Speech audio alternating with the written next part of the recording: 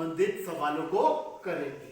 तो पहला सवाल क्या है, एक डिब्बे में 500 अंडे हैं, 3/25 अंडे टूट गए, शेष अंडों का 4/5 भाग बेच दिया, शेष बचे अंडों की संख्या क्या होगी। ये 2019 में आया था।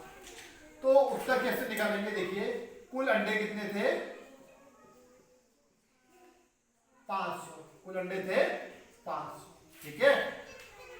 और कितने टूट गए, 3/25, किसका, 500 का, ठीक है। तो 500 का 3/25 भाग टूट गया, तो 500 का 3/25 क्या होगा, का मतलब होता है गुणा, तो क्या हो जाएगा ये 500 गुणा 3/25, 25 एकम 25, 25 दूनी 50, 20 हो गए बराबर कितने हो गए, 60। तो कितने अंडे टूट गए, 60 अंडे टूट गए। तो बचे कितने, बचे अंडों की संख्या, अंडों की संख्या कितनी हो जाएगी, 500 माइनस 60 बराबर 440, ठीक है। अब क्या करा, जो 440 सही अंडे बचे उसका 4 भाग बेच दिया, ठीक है। कितना बेच दिया, 440 का 4/5 भाग बेच दिया, बेचे अंडे, बेचे अंडे कितने थे, बेचे अंडे 440 का 4/5 भाग, जो अंडे सही होंगे वही तो बेचे जाएंगे। तो क्या हो जाएगा, देखिए 440 गुणा 4/5, इसे काटा 5 एकम 5, 5 अट्ठे 40, 5 अट्ठे 40, 88 गुणा 4। तो 88 गुणा 4 कितना होता है, देखिए 8 को 32, 5 लगा 3, 8 को 32, 352। तो कितने आ गए, 352 अंडे बेच दिए। तो बचे अंडे कितने होंगे, सही अंडे थे कितने, 440, ठीक है, बेच दिए 352, तो बचे कितने, तो 440 सही अंडों में से 352 अंडे बेच दिए, तो बचे कितने, 10 में से 2 गया 8, 14 में से 5 गया 9, कितने 98 अंडे शेष बच गए।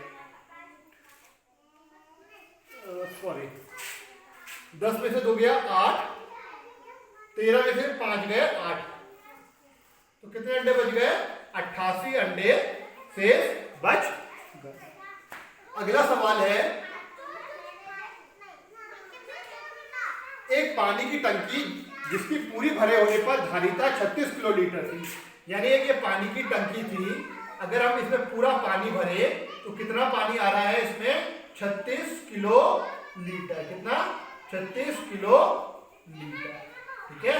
और वो क्या कह रहा है, आधी भरी हुई है, कितनी भरी हुई है, आधी भरी हुई है, यानी कितनी भरी होगी, 18 किलोलीटर, 18 किलोलीटर, ठीक है। यानी उसमें से 1/3 भाग पानी निकाल ले। अब बचा कितना है, 18 लीटर पानी है, 18 लीटर का 1/3 भाग निकाल लिया, भाग निकाल लिया, निकाल लिया, तो कितना बच जाएगा पानी, देखिए 18 गुणा 1/3, ये हो गया 6, कितना 6 लीटर। तो टंकी में कितना पानी बचा, टंकी में शेष पानी कितना बच गया, 18 माइनस 6 बराबर 12 लीटर, ठीक है, 12 किलोलीटर, सॉरी 12 किलोलीटर। अब ये कह रहा है यदि उसमें से 1/3 भाग निकाल लिया गया है और कितना पानी डालने पे वो पूरा भूरा लिख दिया गलती से, पूरा भर जाएगा। तो टंकी में शेष पानी है 12 लीटर, टंकी में पानी कितना आता है 36 लीटर, तो कुल पानी आता है 36 लीटर और पानी कितना बचा है 12 लीटर। तो 36 में से 12 घटाया तो कितना बच गया 24 किलो लीटर। तो इस टंकी में कितना पानी और आ जाएगा 24 किलो लीटर। ठीक,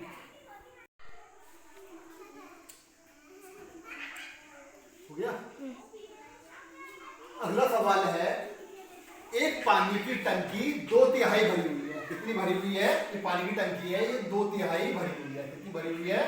2/3 भरी हुई है। यदि टंकी पूरी भरने के लिए 50 लीटर और पानी की आवश्यकता है तो टंकी की पूरी क्षमता क्या होगी? देखिए, पूरा जो टंकी है उसको 1 मानते हैं और भरी कितनी है? 2/3। तो बची कितनी? 3 में से 3 में से 2 घटाएगा तो 1/3। तो खाली भाग कितना है?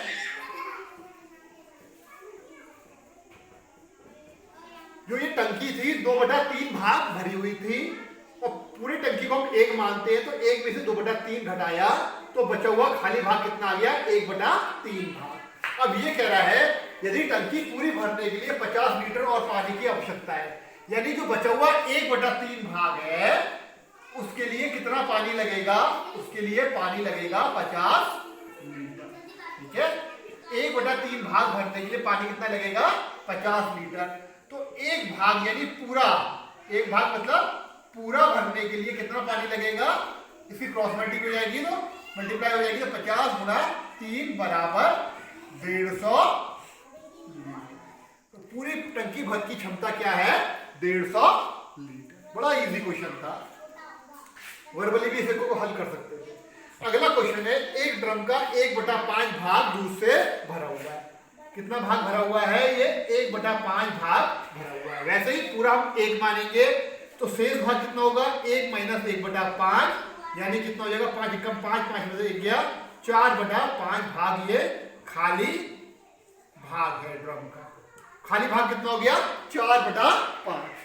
तो सवाल ये था, एक ड्रम का 1/5 भाग दूध से भरा हुआ है, यदि इसको भरने के लिए 28 लीटर और दूध चाहिए, यानी जो 4/5 भाग है इसको 4/5 भाग को भरने के लिए कितना दूध चाहिए? 28 लीटर दूध चाहिए।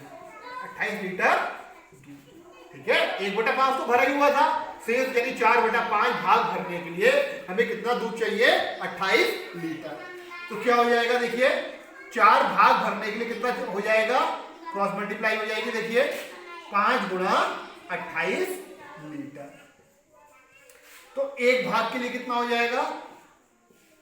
1 भाग के लिए हो जाएगा 5 गुणा 28/4। 4 एकम 4, 4 सत्ते 28, 7 पंजे 35 लीटर। तो इस ड्रम की पूरी धारिता कितनी हो गई? 35 लीटर। यानी इस ड्रम में कितना दूध आएगा? 35 लीटर।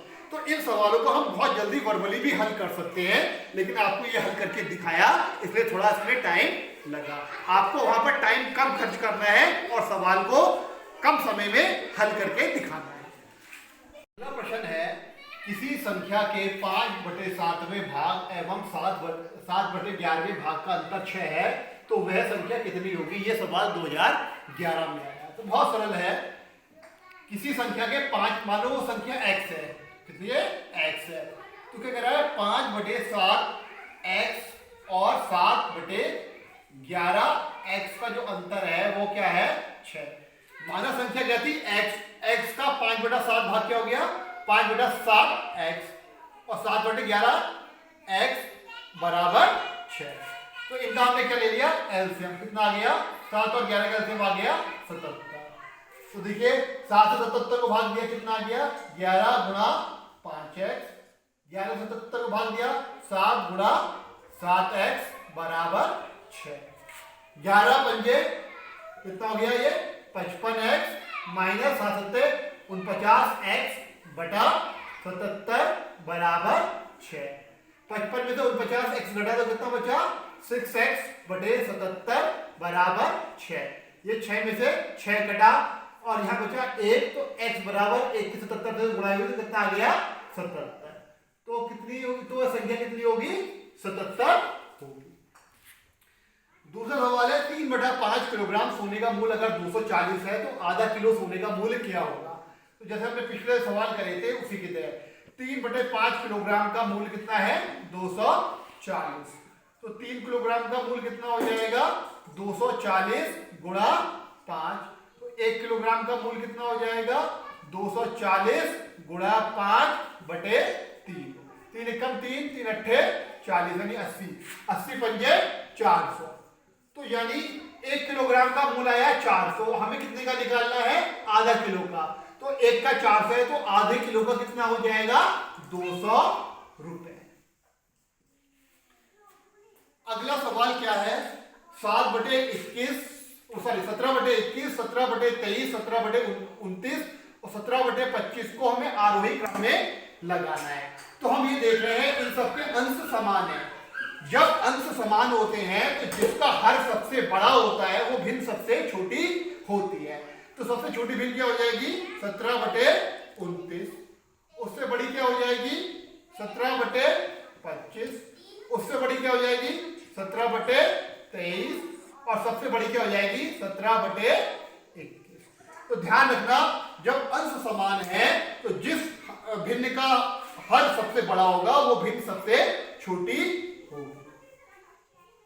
अब अगला सवाल है 8 बटा 13, 5 बटा 13, 11 बटा 13 और 7 बटे 13 को आरोही क्रम में लिखिए। ये 1997 में आया है। अब इसमें देखिए हर समान है। क्या है? हर समान है। तो इसमें जिसका अंश सबसे छोटा होगा वो भिन्न सबसे छोटी होगी। ठीक है, जब हर समान होता है तो जिसका अंश सबसे छोटा है वो भिन्न सबसे छोटी होगी। तो सबसे छोटी भिन्न क्या हो गई? 5 बटे 13। उससे बड़ी हो गई 7 बटे 13। उससे बड़ी हो गई 8 बटे 13 और सबसे बड़ी भिन्न हो गई 11 बटे। अब अगला सवाल आया 2 बटा 3, 3 बटा 7, 5 बटा 8, 4 बटे 5 को अवरोही क्रम में लिखिए। तो इसमें थोड़ा सवाल लंबा हो जाता है, तो मैं इसके लिए आपको एक शॉर्ट ट्रिक बताता हूं जिससे ये आप जल्दी कर लेंगे। देखिए 3 में से 2 घटाया कितना आया? 1। 7 में से 3 घटाया कितना आया? 4। 8 में से 5 घटाया कितना आया?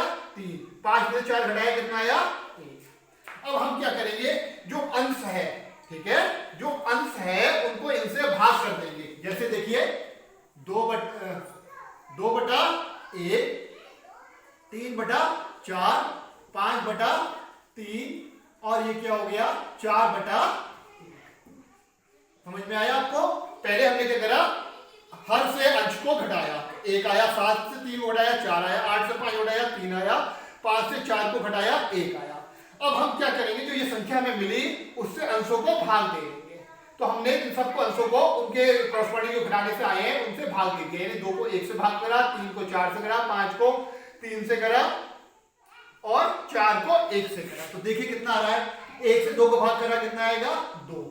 4 से 3 को भाग करेंगे कितना आएगा? 0.75 और 3 से 5 को भाग करेंगे तो क्या आएगा? 1.6 समथिंग कुछ आएगा और 1 से 4 को भाग करेंगे तो क्या आ गया? 4। अब हमें इसको अवरोही क्रम में लगाना है। तो हमारे देखो सबसे बड़ी भिन्न क्या आ रही है? ये निकल के आ रही है 4। तो 4 किससे निकले है? 4 बटे 5 से। तो सबसे बड़ी भिन्न क्या हो गई? 4 बटे 5। उसके बाद क्या है? जो 2 निकल के आया किससे निकल के आया? 2 बटा 3 से। तो उससे छोटी भिन्न क्या हो गई? 2 बटा 3। अब क्या आया? 1.6 वो किससे निकला था? 5 बटे 8 से। तो इससे छोटी भिन्न क्या हो गई? 5 बटे 8 और सबसे छोटी भिन्न क्या हो गई? 3 बटा 4। तो ये हमने इसको लिख दिया अवरोही क्रम में। अगर आप इसको लासा लेकर करते तो बहुत लंबा सवाल हो जाता। तो एक ट्रिक है, इस ट्रिक को ध्यान रखिए कि हमें 3 में से 2 घटाया 1 आया, 7 में से 3 घटाया 4 आया, 8 में से 5 घटाया 3 आया, 5 में से 4 घटाया 1 आया। जब ये घटाव आ गए इन सबको अंशों को भाग दीजिए। इन सबसे 2 को 1 से भाग दिया, 3 को 4 से भाग दिया, 5 को 3 से भाग दिया, 4 को 1 से भाग दिया। तो ये आ गया 2, 0.75, 1.6, ये 4। तो जो सबसे बड़ा भागफल आ रहा है क्या आ रहा है? 4। तो वो भिन्न क्या होगी? सबसे बड़ी होगी। तो सबसे बड़ी 4 भिन्न किससे आई है हमारी निकल के? 4 बटा 5 से। इसी प्रकार उससे छोटी भिन्न 2 बटा 3, उससे छोटी 5 बटा 8 और सबसे छोटी भिन्न हो गई 3 बटा 4। तो ये कुछ सवाल थे जो भिन्नों से संबंधित है और नवोदय में आए हुए हैं। अगर आपको कुछ और सवाल पूछने हैं तो आप मेरे को मैसेज कर सकते हैं।